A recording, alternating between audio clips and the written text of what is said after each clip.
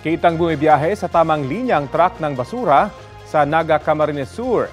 Maya-maya, sinalpok na ito ng kasalubong na kotse. Sugatan ng driver ng kotse at ang dalawa niyang pasahero.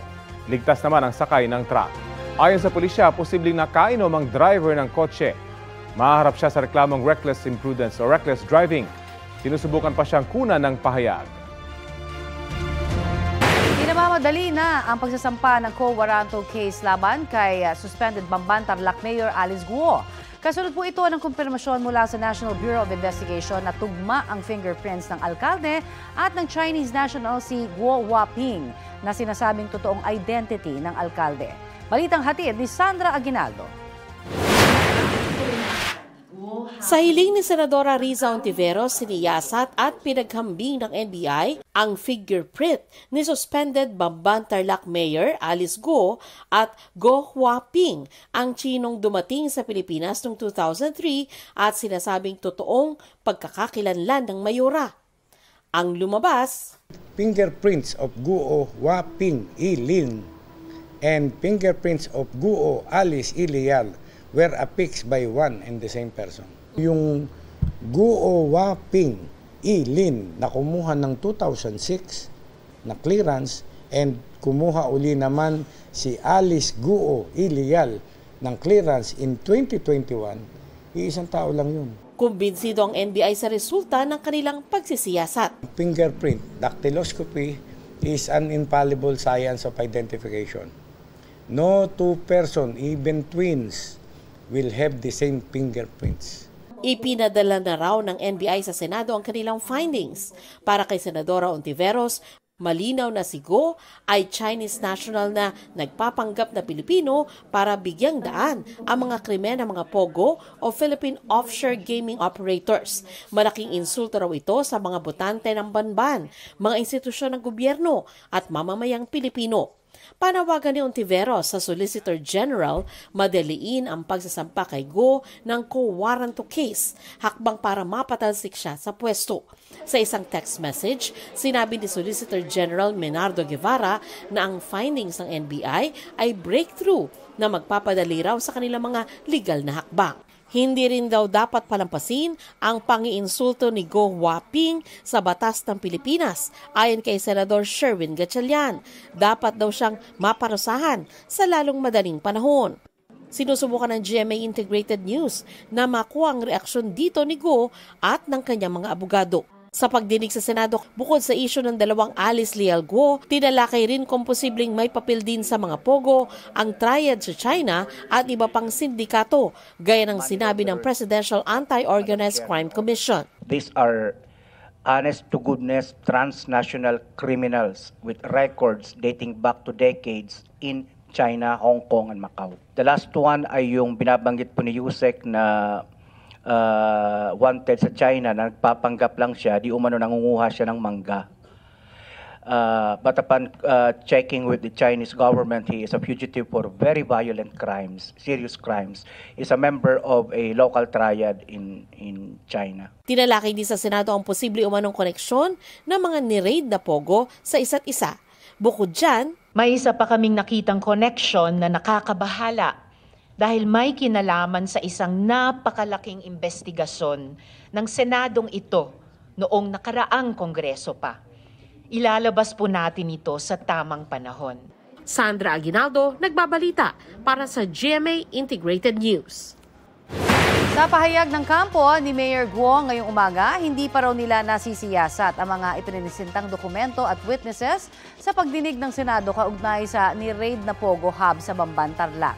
Ayon kay Attorney Steven David, masyado pang maaga para magkomento kaugnay sa issue.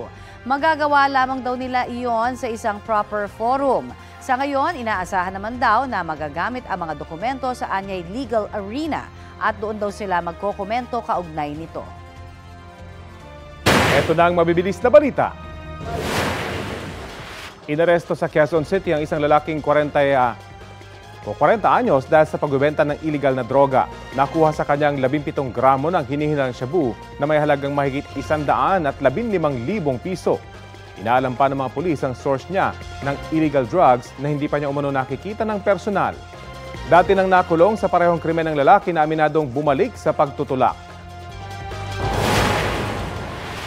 Nasunog ang nasa 10 bahay sa Barangay Barangka Itaas sa Mandaluyong. Habang inaapula ang apoy, ilang bumbero ang nasaktan matapos mabagsakan ng pader. Dinala ang ilan sa ospital habang nilapatan ng paunang lunas ang iba pa. Nagsimula ang sunog mag-alas 2 ng hapon kahapon ayon sa Bureau of Fire Protection at naapula makalipas ang halos 1 oras. Inaalam pa ang sanhi ng apoy at kabuuang pinsala.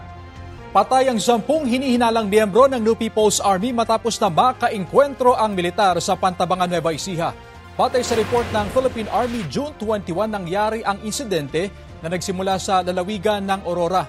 Tumakbo raw pa Nueva Vizcaya ang mga rebelde hanggang muling namataan ng militar sa barangay Malibang o Malbang ng bayan ng Pantabangan.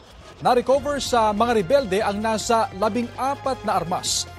Pinahigpit naman ang checkpoint sa mga papasok at palabas ng bayan kasunod ng insidente. Wala pang pahayag sa nangyari ang NPA. Samantala, ilang insidente ng pagtama ng kidlat ang naitala sa ilang probinsya sa Luzon. Sa Camarines Sur, nakuryente ang isang babaeng nakidlatan ang bahay. Ang mainit na balita hatid ni Chris Novello ng GMA Regional TV.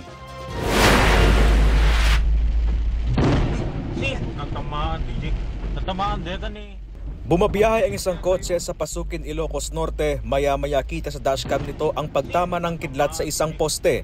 Dahil sa insidente, napahinto ang ilang kasabay na sasakyan ng kotse.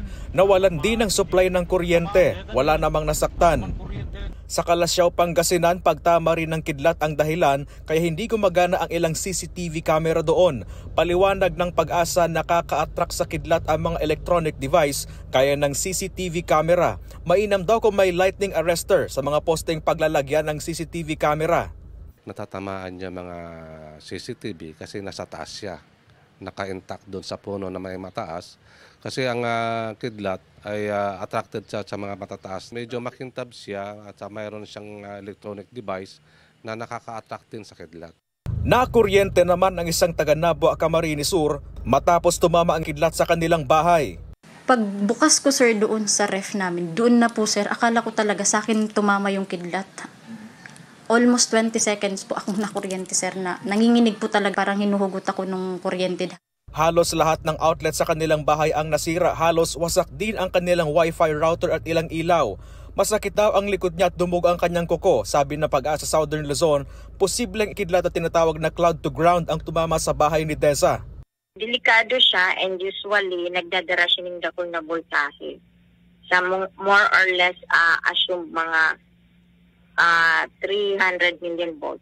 Kung may pagkidlat, tandaan ang ilang paalala ng mga otoridad. Iwasan ang paggamit ng dikuryenteng gamit o anumang bagay na maaring daluyan ng kuryente mula sa kidlat.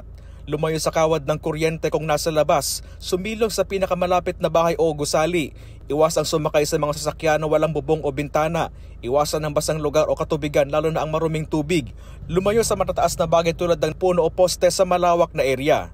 Chris Novello ng GMA Regional TV nagbabalita para sa GMA Integrated News. Magandang balita naman sa graduating high school students. Ganap ng batas ang Free College Entrance Examinations Act. Sa ilalim ng Republic Act 12006, ipinag-uutos sa mga pribadong institusyon na ipawalang bisa ang pagbabayad sa kanilang entrance exams. Tulong yan ng gobyerno sa mga estudyanteng kapuspalad na may potensyal sa academic excellence. Para maging qualified, dapat isang Filipino citizen ang magtatapos na estudyante. Kabilang siya sa top 10% ng mga magsisipagtapos na mag-aaral sa kanilang eskwelahan. Mula siya sa pamilyang may kabuuang kita na mas mababa sa itinakdang poverty threshold ng NEDA. Kailangan din niyang mag-apply sa college entrance exam sa kahit saang pribadong kolehiyo o universidad sa Pilipinas at dapat kompletuhin ang requirements ng napili niyang institusyon. Maglalabas naman ng IRR ang Commission on Higher Education sa loob ng 2 buwan sa pakikipagtulungan sa Department of Education. Kapuso, alamin ang maiinit na balita. Bisitahin at mag-subscribe sa GMA Integrated News sa YouTube. Sa mga kapuso abroad, samahan niyo kami sa GMA Pinoy TV at sa www.gmanews.tv.